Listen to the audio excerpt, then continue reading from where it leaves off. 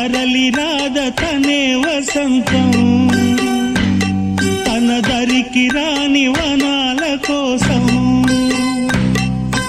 తరలి రాద తనే వసంతం